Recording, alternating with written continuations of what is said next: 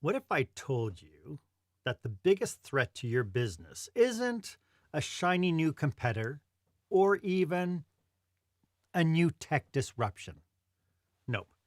The biggest disruption to your business is much sneakier than that. It's happening right under your nose. Meet your silent profit killer, disengagement. Employees are clocking in, but let's be honest, they are not really showing up. Productivity is tanking, turnover is skyrocketing, and quiet quitting, well, it's not so quiet anymore. Gallup's new term for this is the Great Detachment. And here's the kicker. Most businesses don't just have this as a problem, they're unknowingly making it worse. And that's what we're talking about today on Marc Haine Live.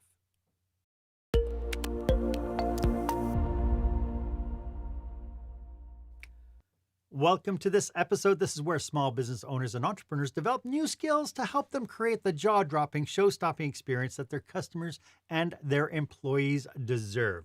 I am your host, customer and employee experience strategist Marc Haine, and I'm so glad you're here for this show today. My guest for this episode is connection expert Beth Sherman, and today we are going to be digging into what really is driving this detachment and how you can flip the script to bring connection back into your workplace. My one ask is that if you know anybody who could use this information, please make sure that you share a link to the episode, because knowledge is power, but only if you share it. And you can do somebody a really big favor when you know that they're struggling with a particular issue in their business and you have a resource that you can share with them. So go ahead and make that happen. Here's a stat that will really make you do a double take. Only about 1 in 3 of your employees are actually engaged at work. Based on the recent Gallup findings, disengaged workers are feeling 4 negative emotions each and every day. Every day! And those emotions are stress, worry, sadness, and anger. Every day! That's not just a bad day at the office, that's a full-blown crisis costing businesses billions in lost productivity, labor turnover, and burnout. But disengagement doesn't always look like someone scrolling on TikTok during a meeting. Sometimes it shows up in quiet ways, like things like missed deadlines, low morale, and that eerie feeling that people are physically present, but mentally checked out. Does that sound familiar? Well, that brings us to our question of the day.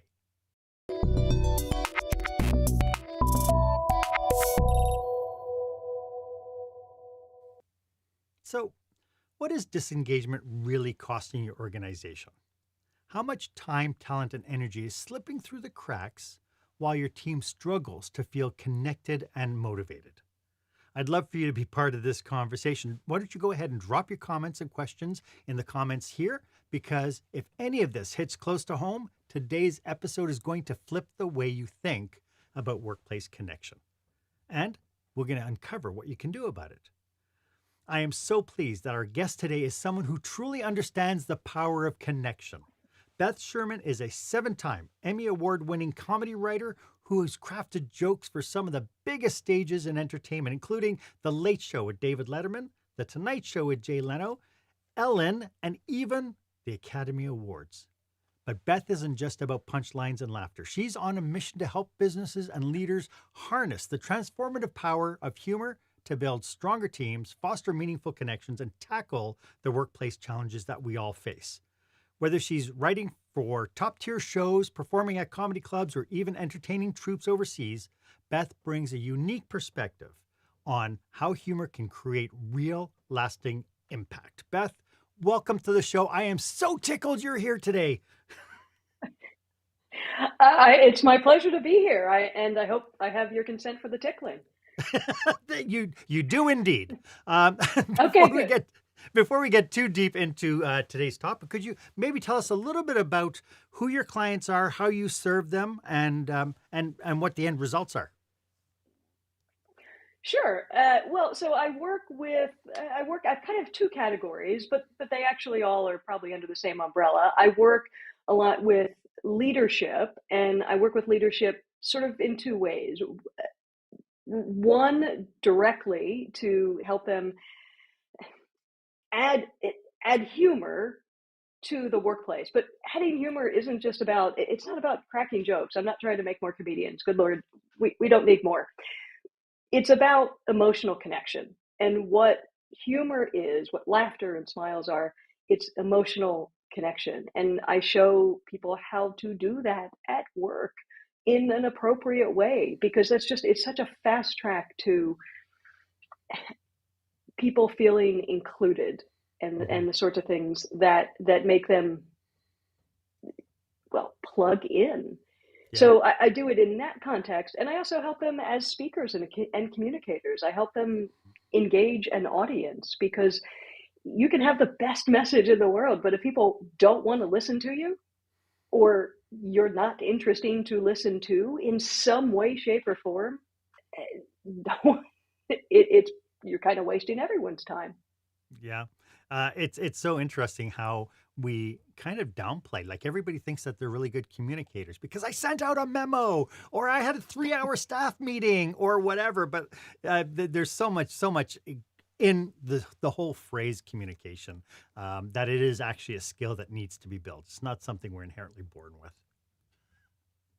No, no. I mean, that works out well for me, but yeah, it's uh, but people, the same way people are not taught to lead. I mean, they don't inherently know how to lead, management, leadership. People take courses on those things. Mhm. And effective communication is something that there's an instinct, but it can be honed. It can be made better. And again, it's not trying to make comedians, it's not trying to make people be the funniest guy in the office. People it's about finding commonality with people. It's Mm, about making that emotional connection that lets people know that you have their interests at heart, that you have a stake in them, that they are seen and heard. Because that's what humor does. yeah, That's how yeah. humor does emotional connection. I mean, separate from work, people So use humor for emotional connection all the time in their personal lives. So why do you think so many workplaces now are struggling with employee disengagement? And even like I literally came across Gallup's new definition, calling it the Great Detachment this morning. I was actually going through and I saw a new study that they did for Q3 2024, and they call this thing they're calling it the Great Detachment, which is people are no longer quitting because the labor market out there is getting scarcer because unemployment's at an all-time low, but they're coming to work and they're not engaging, they're not connecting. What's going on? Well, look at all the competition people have there is for their attention. I mean, you've got TikTok, and you've just got everything, and all of these short form entertainment outlets that are really good and they're really entertaining. So if you want to get people's attention, I think you have to take some of the lessons from what works and what is keeping people's attention. And some of Interesting. that is just as simple as be brief. Be Um, brief. Yes, I was just going to make say make something people about smile about once in a while. yeah. Yeah, about I mean, everything is short form content, right? But yet the corporations still have that. Oh, we sent out that 32-page memo yesterday. You didn't read it? it's, it's Well, a yeah, very it's sad human state. nature. It is, and it's not a matter of trying to sort of. It's not a matter of trying to make everything into dessert and make everything super fun. Business is business, but humor is seasoning. Yes. And I always describe it as seasoning because if you think of it like salt, not everything needs a lot, but everything needs a little. If you think of real life, even the most bitter moments and the most difficult moments, there is always a little humor in it. I mean, there's always a little, because it's what we do as humans. That's resilience. It's a way of reframing something it's a way of taking control of something. If you Hmm. can laugh at it or with it or find the humor around it. So I think using that seasoning at work to make something that is potentially dry or uncomfortable or awkward or just dense, having the ability to season it a little bit helps people connect to it a Yeah, little yeah. bit And better. and And s- and s- and so, we have a nasty example of humor going terribly bad in The Office with Michael Scott trying his best to be liked. And so, when you talk to some leaders about bringing humor into the workplace, I know that they're looking and saying, well, no, I don't want to be that guy. I would agree. Please don't. But like I said, I'm not trying to make bad comedians. I'm trying to make good leaders. So it's again, it's not about getting laughs so much as it's about making emotional connection I love that. and finding commonality, um, letting people know it's all the things. Humor is a great tool for saying things between the lines. And when you're looking for for humor in a situation and sort of zooming out and trying to find the humor in a situation. And again, when I use the word humor, it's something that makes people laugh or just smile. If you zoom out, it's what you're looking for really, and what comedians do, you're looking for the truth of the situation because truth is funny. That's what's funny. You do not need jokes. You don't need dad jokes or puns. I mean, they're nice, but just truth is funny. And the two places where comedians look for funny truth are self-awareness and specificity. Self-awareness is simply acknowledging whatever your audience or the other person might be noticing or thinking. And that's something that you can do with, and again, with humor, you can do things between the lines. So sometimes what someone might be noticing or thinking is, that didn't go well. You can use comedy techniques or like understatement. It's simply sort of acknowledging that elephant in the room to remove it as a potential distraction or a potential obstacle to connection. So truth is funny. Find that. You don't have to write a joke. As self-awareness, and then specificity. Specificity is simply, if truth is funny, then the details of that truth are hilarious. And there's a great quote from James Joyce, author of Ulysses, noted funny man, James Joyce. But he talked about how in the particular lies the universal. So when you're looking for humor to make that connection, the more personal something is to you or specific something is to you, generally, the more relatable it is to other people. We watch comedians watch any Netflix special. They're telling us the particulars of their life, and we're on the floor. And every time they cut back to the audience, there's someone looking at someone else going, "You do that? Yeah, you do that." So it's So about finger pointing then. yes, exactly. That was the message I was but trying to go. but no, Yes, it's mission it's accomplished. but it's Thank you, the Mark. it's the shared human dynamic as well, right? Because to your point, we all feel it at some point. We all, and the stuff that I think is the funniest is really the stuff that people aren't saying, but then we have the ability to turn around and, to your point out the elephant in the room. Everybody is thinking it, right? And Yeah, and because and the everybody's thinking it, it becomes a shared experience. yeah, which is commonality in team building. Hmm. I mean, the thing about Michael Scott is that as self awareness is funny, so is a lack of self awareness. Yeah. So Michael Scott did not have any self awareness, and that's what made things awkward.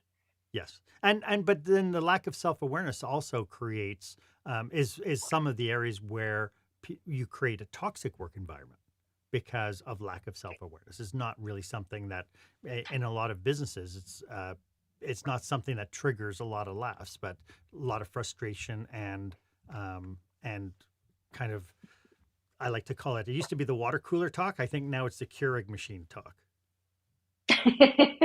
Yes, it's just couple of people yakking over capsules. Yeah, it's So the way I find it helpful to frame humor, especially at work, probably anywhere, but particularly workplace environments, to avoid things that are, well, just wrong or hurtful. And I really believe this is that humor is a love language.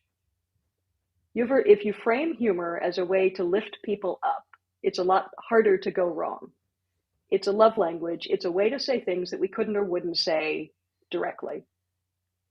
And you do it in your personal life all the time. Your partner, your spouse, there are things that you are saying to them. Have you ever apologized with humor to your spouse? You didn't say I'm sorry, but you kind of got the laugh or smile from them. Mm-hmm. Because Yep. right? Yep. It's at work, the things that we're saying between the lines are things like I see you, I hear you. I also find this frustrating.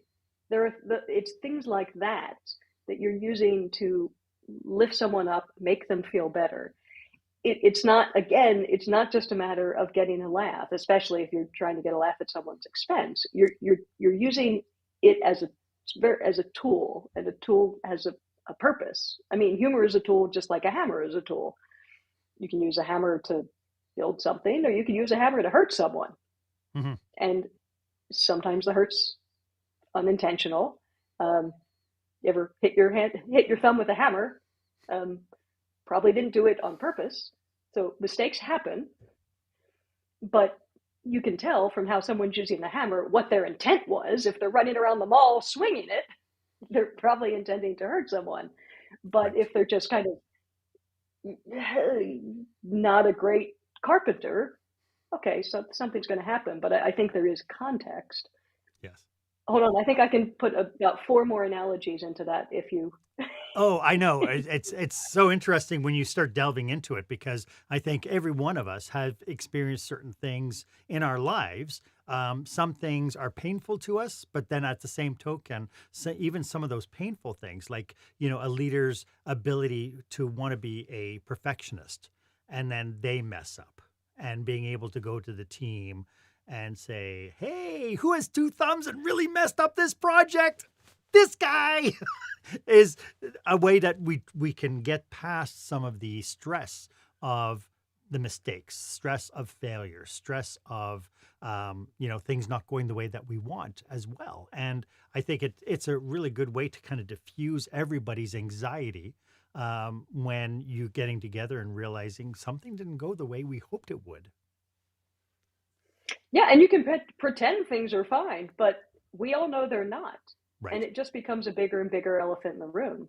Yeah. And that makes people uncomfortable. And that also makes people feel like, well, if we're not going to talk about it, then okay. If nothing's going to get better, why try? Yes. And I think that's where a lot of the disengagement comes in. You're not going to address the problems, or you don't even seem to want to acknowledge the problem. So how are we going to solve them? Okay, I'm getting the message that we're not going to solve them. So, it's every man for himself. Yeah. And then of course people go, then why even bother? If I step out of my comfort zone to point something out or to try to work on something and I get shut down, then why would I even bother? If you feel like you're talking to a wall, then there's only... You feel like the fool. Yes. I'd love to delve into how this all plays with this whole idea of creating really positive connections at work. And we'll get to that right after this. When the spotlight shines on your business, are customers applauding or yawning? In other words, how is your business performing? Make your business a star with the new book, Lights, Camera, Action, Business Operational Excellence Through the Lens of Live Theater by Marc Haine. Marc uses his business and acting experience to help you see your business like a live show, so you can create a performance your customers will never forget. Buy Lights, Camera, Action today at your favorite online retailer or directly at marchaine.com. Welcome back. I am speaking with the connection expert, Beth Sherman. Beth, when we think about this idea, a lot of the data now that I'm seeing in Gallup is this whole idea of, especially with hybrid and remote working, that we're losing connections with one another. Pre-COVID, I used to talk about this idea that, when you're coming to the water cooler or the lunchroom or whatever, you have the ability to create these kind of constructive collisions of people bumping into each other, people who might be working in different silos, different offices, different departments, that sort of thing. And these created connection points. When we're thinking about this idea of toxic work environment, disengagement, humor in the workplace, what does connection at work have to do with everything we're talking about today? Well, it's just a little question. we I'm sorry, a little question. Mark, have you not been paying attention for the other 20 minutes of this podcast? Um, sorry. I just like to make the host laugh. Uh, it has to do so.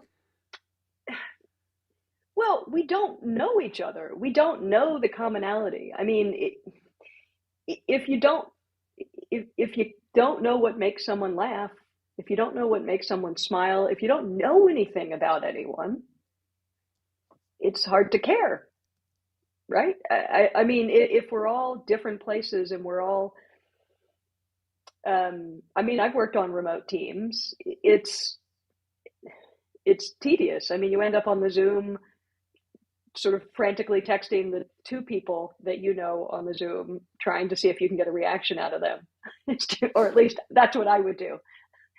Me just on the Zoom trying to make my buddy Matt laugh, but still mostly keep a straight face so that he Mm-hmm. just didn't look insane, like he was laughing to himself. Yes, exactly the way I hope you're doing now. So it what I do a lot of workshops online with remote teams, and one of the things I do is simply it's just kind of an icebreaker. I do one that's called First Impressions, and it's just sort of what it does is, in the guise of giving people a line to use at networking events, something funny to say or something amusing, something about themselves that they can address at networking events, it lets them it ends up with them sharing a lot more than they thought they would with their coworkers. Mm-hmm. So it's so basically the first impression thing is do you what are the things people typically notice about you? Are they true? And are they true or false? And how can you sort of confirm or deny what people's first impressions are? But finding out what people think, what people's first impressions are, or what people tell them they notice, is fascinating. Mm-hmm. I mean, I've heard all sorts of things from people, and it just gets people thinking, oh, I never noticed that about you. First thing that I noticed about you was this, or the first thing I noticed about you was this, or I always wanted to know that. Just silly things like that. But it sort of breaks the ice, and now they start seeing each other as people, Mm-hmm. and it gives them an opportunity to kind of socialize the way they might at the water cooler. So, is there any for leaders who are tuning in who don't really understand this idea of connections? Is there any kind of signs that leaders should be on the lookout for that indicates that their teams are actually struggling with a lack of connection with one another? Well, I would say that it's, again, I think it comes back to self-awareness. I mean, does how do people respond when you walk into a room? Where are people, how long are people staying at work? How long are people, I mean, all the human things that, what did you do when you didn't enjoy a job? Mm-hmm. What did you do when you wanted out as soon as you could? What did you do when you, when you didn't like the boss? Mm-hmm. How did that Or manifest yeah, itself? exactly. We've done a lot of shows addressing toxic workplaces. You could even call some of the workplaces I've seen actually poisonous workplaces. Is this a lack of connection on steroids, or is there something deeper going on when you come across kind of the toxic workplace environments?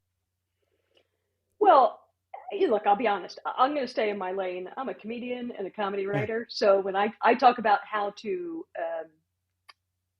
make positive connection and how to make authentic emotional connection with people in a good way. Yeah. So I'm not a psychologist. I don't know. I mean, I know from personal experience, having worked in some toxic work environments. No, Just check my really? IMDb page, and you'll see some of the places that I've worked over 27 years in Hollywood. So I think I'm going to stay in my lane on that one and let Okay, fair enough. people who are actually trained for that. But speaking as an employee, I mean, it's just, you can just tell. You can look, to me as an employee, if leadership walks into a room and has no idea that people are unhappy, they're intentionally not seeing something. Right. I mean, having been on writing staffs that were not happy, I mean, you literally hear people crying in their office. I think there's a bit of, look, there is, as an employee, I know there's a certain point where it's just, we all have to put our heads down and get on with it, and there's sort of keep calm and carry on. But then there's also, you can be able to read a room. I mean, as a comedian, I know how to read a room. You can tell. Yeah. You can tell what the response is, and you might not know right away what's wrong, but you know when something's not working.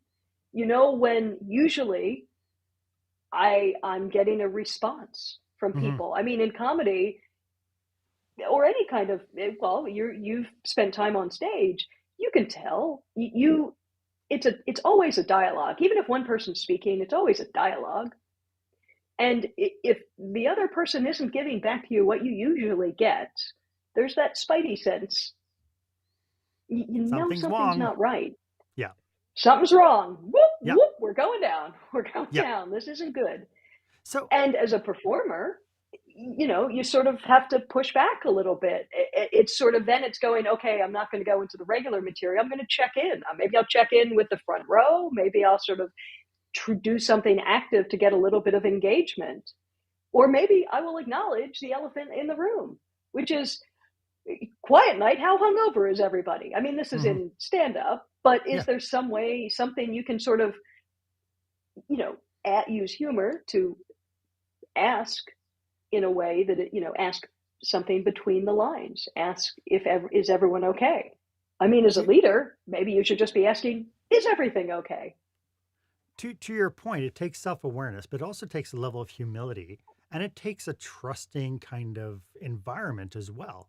If we're in kind of the dictatorial kind of carrot and sticking environment where the boss is always, it gets really hard, I think, for some people to distance themselves from that kind of a work environment. And if the leader had kind of more self-awareness into his behavior, into the behavior of how the team interacts with one another, and had the humility to say that, you know what, maybe I'm the problem here, that would open up a whole world of opportunity for them. Yes. Yeah. I mean, because leadership is about, you have to be human in leadership. And you don't have to, there has to be a tiny bit of vulnerability, at least. People have to, that's kind of the definition of leadership, is being able to take on the responsibility, but also be human. A good speaker friend of mine is a former British Forces commando, former British Army commando. I mean, just tough guy, deployed in war zones all over the world, very high up. And we've had some great conversations. He speaks, unsurprisingly, about leadership. And we've had some great conversations about humor in leadership. And he's been very open about the fact that he's calls humor one of the best tools he had at his disposal. He even used this, I thought this was cool. He used the phrase force multiplier, which is the coolest term I've ever heard attached to comedy. But This guy is a serious guy, but he said he used humor to gauge how his team was feeling, sort of before and afterwards.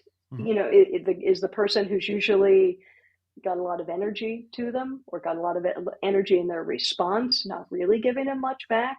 He used humor to diffuse difficult situations and to create emotional connection with when he had to deal with civilians. And so this guy, I mean, he was 6'4", and he'd have to go meet with village elders and people where there was this massive difference Yeah. in status. And he's also, 6'4", big army commando man, armed, in fatigues, and he had to create emotional connection to create trust. Yeah. And quick, because he needed them to take action. He would need their help with something. And so how did he do that? And he would use humor, and he's not going to be a clown, 6'4" army commando man, but he would sort of get he would make himself a tiny bit vulnerable. He would get a local custom a little bit wrong so that he could be corrected, or do something a little bit wrong, or drink the local booze and kind of have the extra, whew, well, that is strong. Just a tiny bit of vulnerability so that he could get a laugh or a smile, anything he had to do. And he did it because it worked. And it made him human, right? It made him human in civil and sometimes inhuman conditions. Yeah, and I did it because humor as a love language, as a way to say things between the lines. I asked him that question, like, what is it exactly you were saying between the lines in those situations?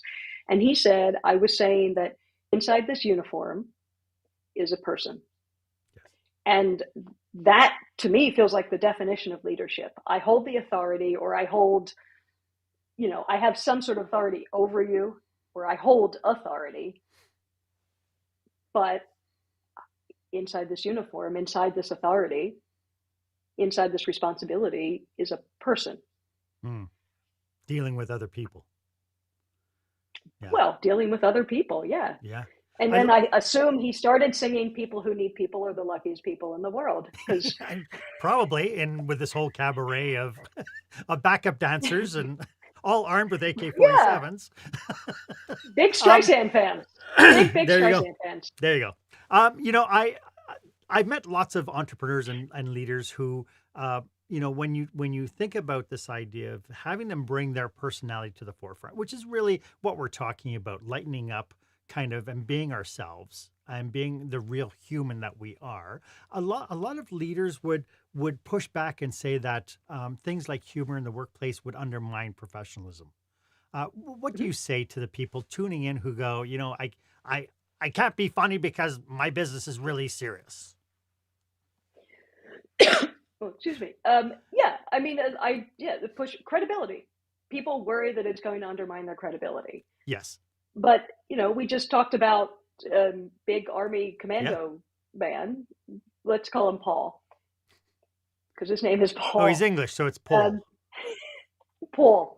Yeah, not my Philadelphia accent guy, Paul. But I mean, did using a little bit of humor with the village elders or with his team, did that undermine his credibility? I mean, if you think it did, you tell him. 6'4", special forces commando. Yeah. It's a tool. It's a tool to use at your disposal. Now, the one thing I will say when it comes to credibility and humor is I always try to make the distinction. I don't try, I do. I make the distinction, the difference between self-awareness and being self-aware and being self-deprecating. Right. Being self-deprecating is putting yourself down just to get a laugh. And that is the sort of humor that undermines credibility, especially if you're something that I like to call a woman or any other sort of minority, because we never know what the biases are of the people that we're speaking to. And if there's a potential that they already think you're less than, why are you going to make their argument for them? Mm-hmm. I think it certainly is the case with men as well. I just think sometimes women and minorities, we have a little bit less capital to spend. So I'm not a fan of humor that is self-deprecating, that's just putting yourself down. But I am very much a fan of humor that is self-aware. And self-awareness is simply acknowledging whatever your audience might be noticing or thinking. It's acknowledging the elephant in the room so that you can remove it as a potential distraction. Like Paul, like Mr. Big Army Commando Man in a room full of village elders, acknowledging the fact that he's 6'4" and armed to the teeth. He's acknowledging that in a way that is a bit between the lines. I mean, he's not saying, "Look, I know that you are terrified of me." He's doing it in a way where he knows that he needs to balance out that dynamic just a little bit. Right. That he too likes puppies and kittens. Exactly. So I think there's definitely there is a kind of humor that will undermine your credibility. Yeah. Also, I think that I frame humor as a love language because the only appropriate use of humor at work is to build connection. And if the humor that you're using is one that is, if it's bullying or if it's putting yourself or someone else down, that doesn't build connection. Right. And that just makes you look like a jerk. So you shouldn't do it for that reason, but you shouldn't do it because it's going to undermine your credibility. Yeah. And Beth, this is, this is conversation I think people need to have more and more. And I'm so thankful that you're here. If this is resonating with the audience, how can they get in touch with you if they want your help? I'm on LinkedIn. My name is Beth Sherman. And my very cleverly named website is bethsherman.com. No. You don't get daytime Emmys for nothing. That's right. Yeah.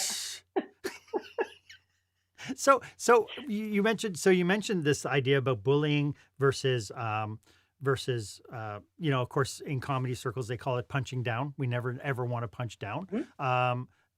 When people are toying with this, what's one practical way that leaders can start using humor to improve communication and connections within the workplace? What, for somebody who's not used to this, what's like step one? It's going to sound incredibly obvious, but you would be surprised, and it works. You know what comedians do to let you know, hey, I might just be alone here now.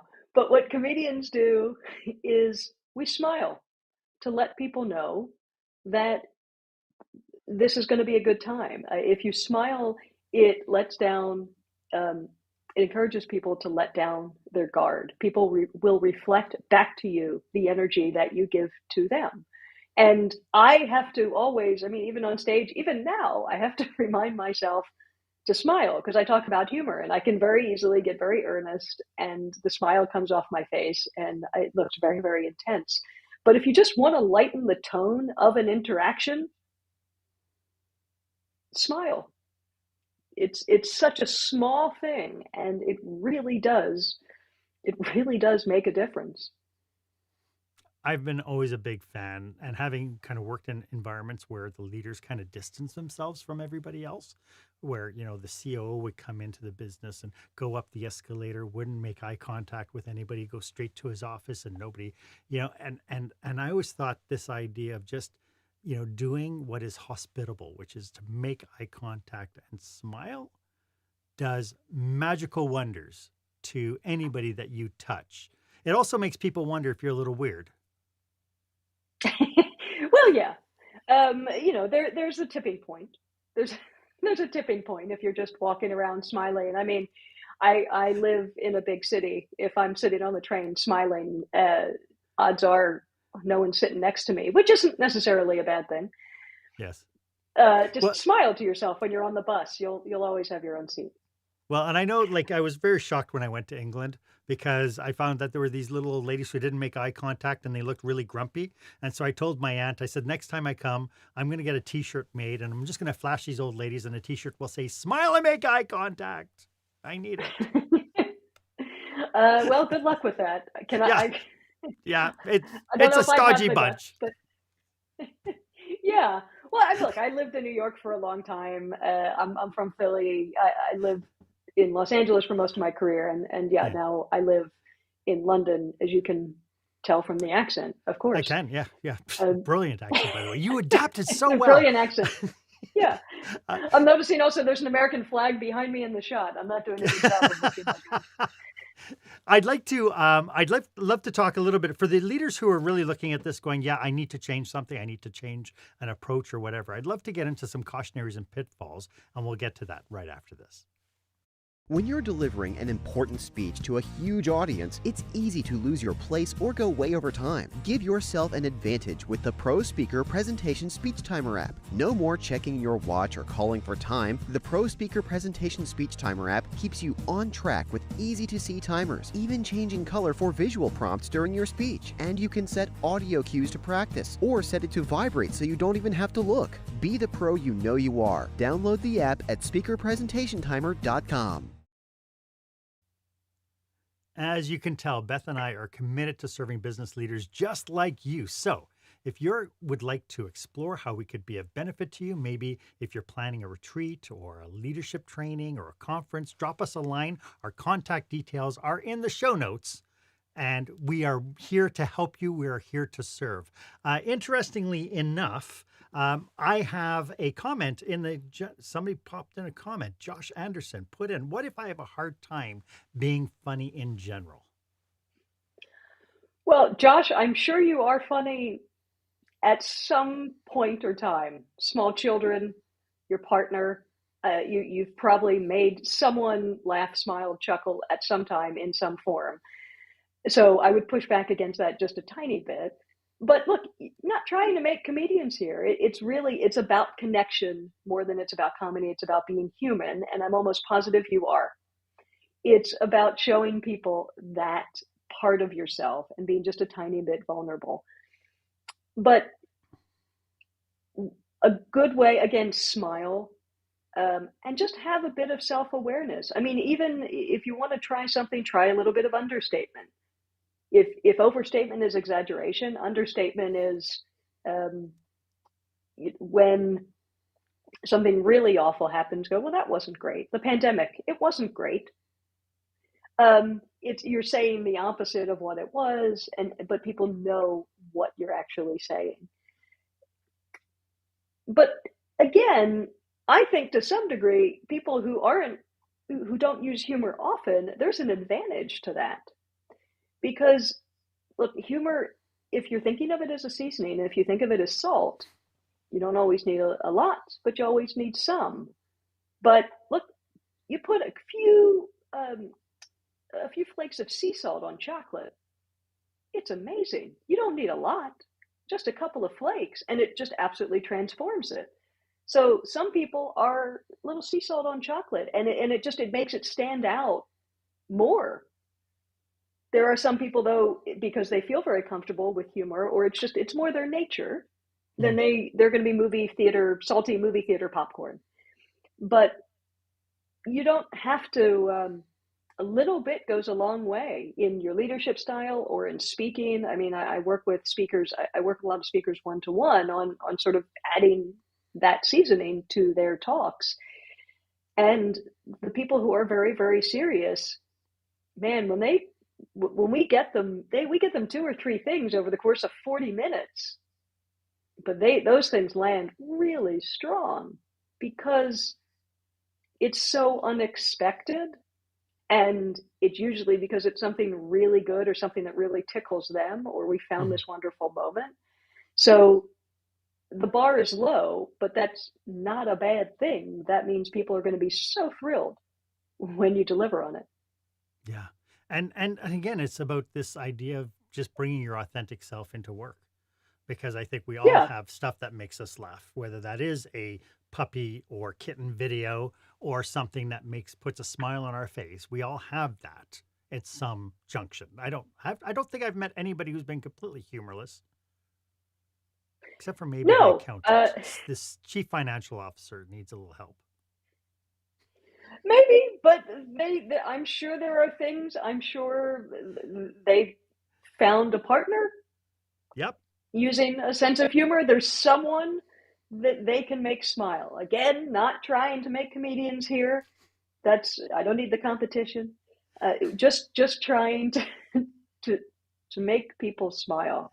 Yeah. And you don't even have to make them laugh. You don't have to take a big swing. It's quality over quantity. Yes. Cautionaries and pitfalls. Some of the challenges, some people might be tuning in going, yeah, I know I have to do this. Okay. And they're going to just go all out and try to find this Band-Aid solution to lighten up and create connection within their workplace so people become less disengaged. What are some of the concerns we should have that we should be aware of when we're trying to change ourselves, trying to change our teams and our work environments?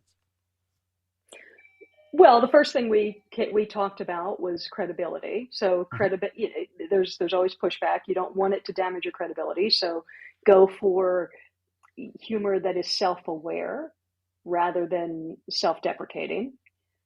Sort of psychological safety, not sort of, psychological safety is important.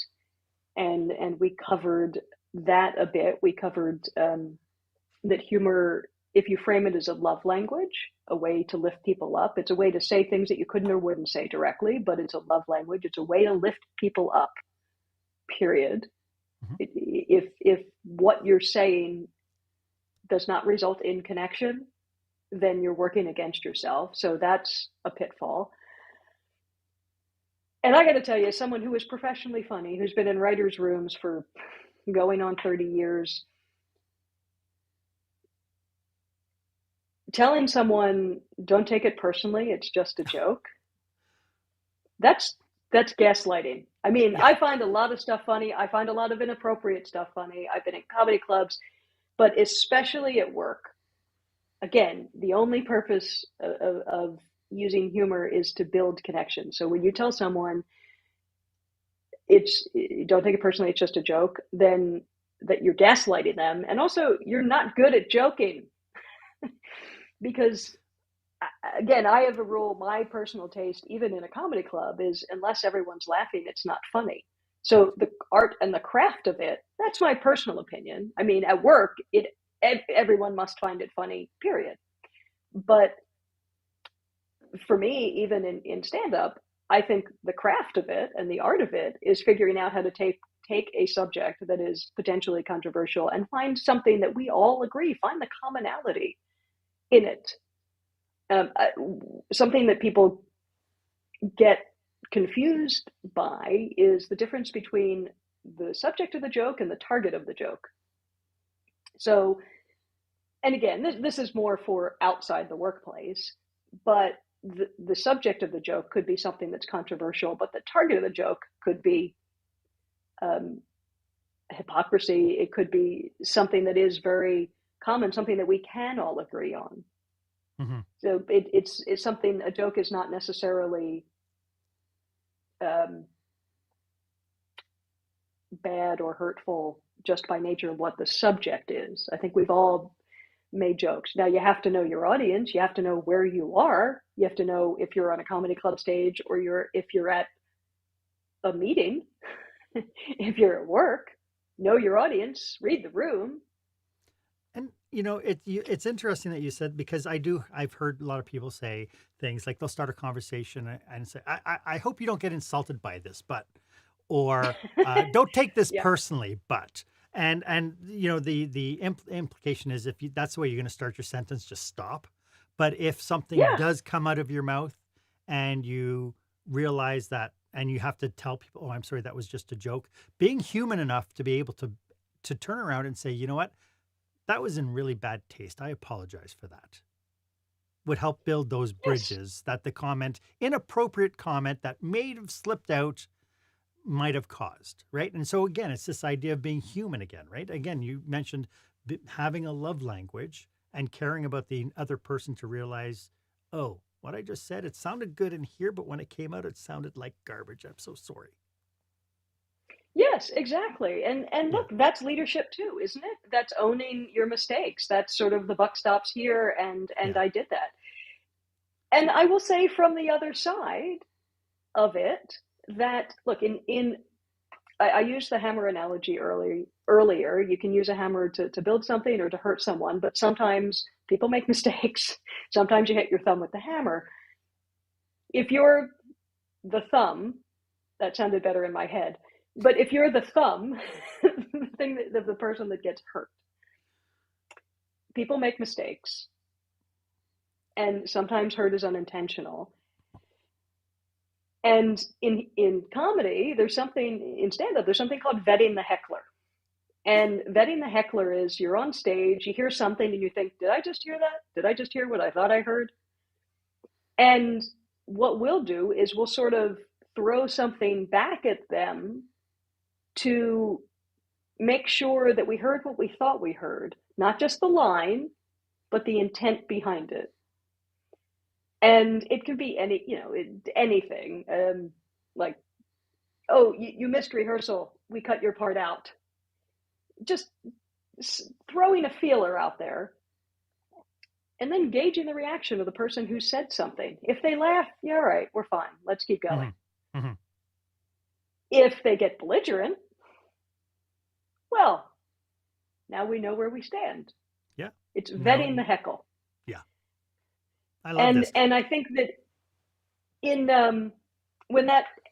when someone says something stupid to me in real life, and it happens a lot, but when someone says something stupid to me in real life, I try to use that model also. I try to vet the heckler. And so if someone says something stupid to me, I'll say something like, well, first I'll smile to give it a little balance, but I'll say, Dad, I don't think we say that anymore, Dad. Or I'll smile and say, none taken. And you just have to wait for them to. But I'm using humor as a love language there. I'm using humor to say something between the lines. And there, what I'm saying between the lines is, you've come dangerously close to offending me, but because I like you, or because I have to work with you, I'm desperately trying to give you the benefit of the doubt.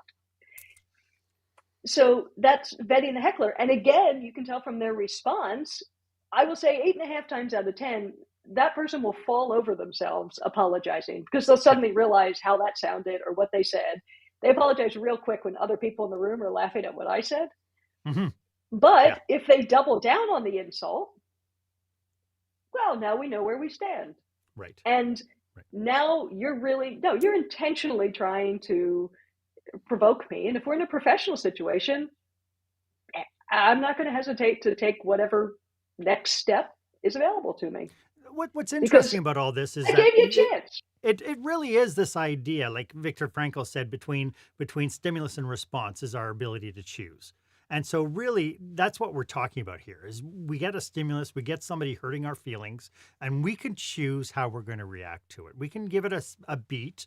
We can start, again, caring about the other person and thinking that probably wasn't the intent behind it, so let's play it as if that wasn't the intent.